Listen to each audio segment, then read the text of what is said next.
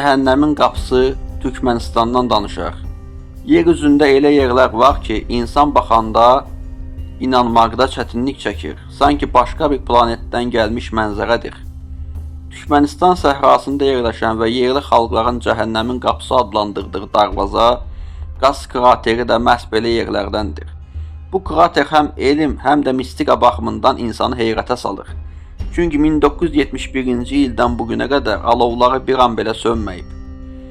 Kraterin yaranma tarixi 1971-ci ildə Sovet İttifaqının geoloqları Türkmenistanın Darvaza bölgəsində qazma işləri aparırdılar.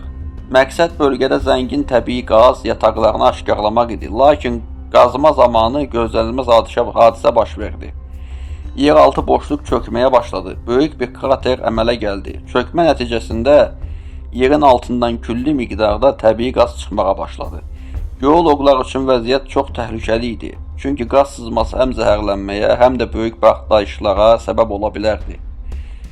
Alovun başlanması elm adamları vəziyyəti nəzarət altına almaq üçün qəribə bir addım atdılar. Onlar dedilər ki, bu qazı yandırmaq daha təhlükəsizdir.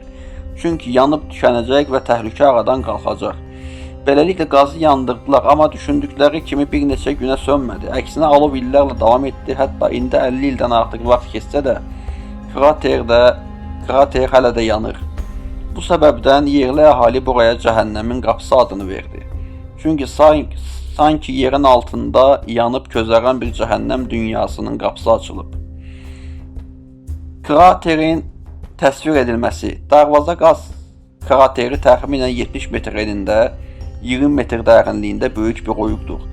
Gecə vaxtı bu krater kilometrlərlə uzaqdan parlayır, ətrafında heç bir işıqlandırma olmadığı üçün səhranın ortasında alovla yanan bu dəlik möhtəşəm və qorxulu mənzərə yaradır.